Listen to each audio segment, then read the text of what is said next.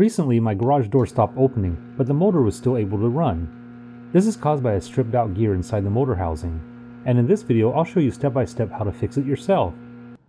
I'll have to remove 8 screws in these positions on the ends of the case, but I'll need to unplug the garage door opener first.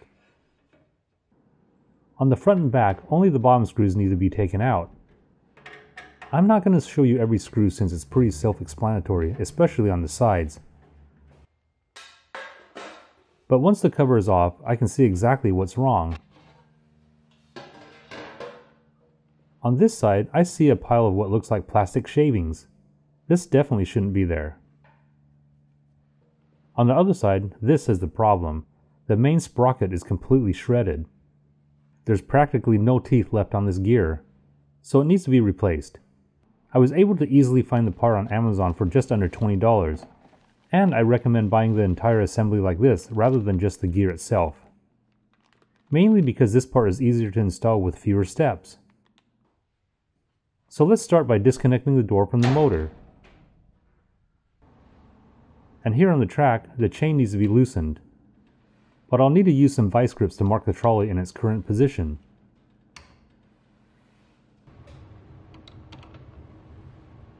Now I can loosen and unscrew the nut closest to the garage door. The other nut on the motor side needs to stay in place, so don't move that one. There's actually a lot of tension on the chain, so it takes a while before it's loose enough to use my fingers. But this nut needs to be twisted almost all the way to the end, and it's not necessary to take it all the way off. Now I'll take off the cap on the chain sprocket and remove the chain.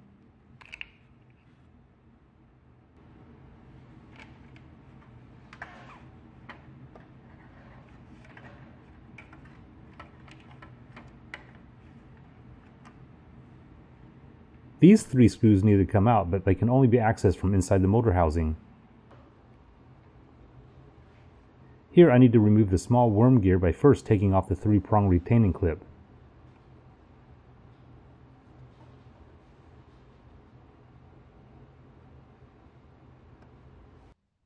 With a 5/16 nut driver, I'll take out the 2 screws I can directly access with this tool. The third one is blocked by other components, so the nut driver won't work on that one.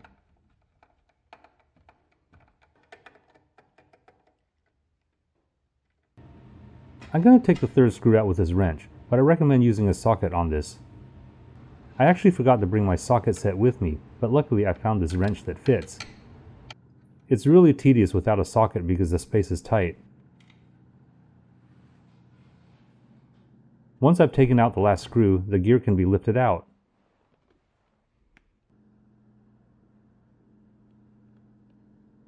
Even though the replacement comes with lots of parts, I'm only going to use the sprocket assembly and grease. Before installing the new part, I'll remove the retaining clip and small gear on the bottom. One thing you need to know is that the 3 screw holes aren't threaded. So I'm going to use the existing screws and cut screw threads into the metal.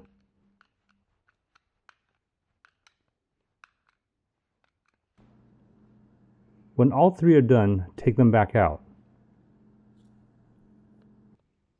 Now I'll apply a liberal amount of grease on the main gear.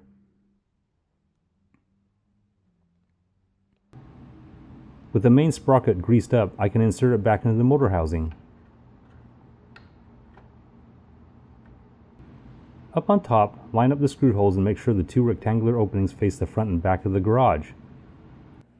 Here I'll reattach the small worm gear I removed earlier. And just to make things operate smoothly, I'll apply some grease on this gear as well. Okay, now I'm going to start reassembling everything by putting the mounting screws back in. The first 2 screws are easy with my nut driver, but I'm still disappointed in myself for forgetting my socket set. It took a little longer, but I finally got it in. Okay, with the sprocket assembly secured, I can reattach the chain. When hooking the chain back up, I'm watching to make sure the trolley is against the vice grip before it goes over the gear.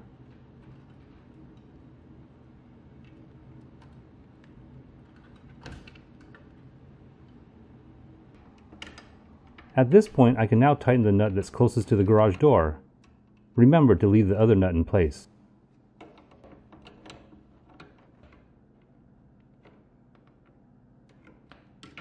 With this chain, I tried to keep it in the same position as it was when I removed it.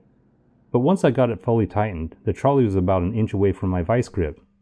I don't think this is a problem because it should be close enough. I guess I'll see when I'm all done. Now I'll plug the garage door opener back in and give it a test.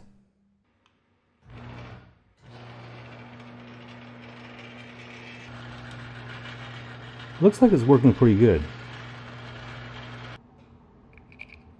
I can now replace the cap over the chain gear and reconnect the door to the motor.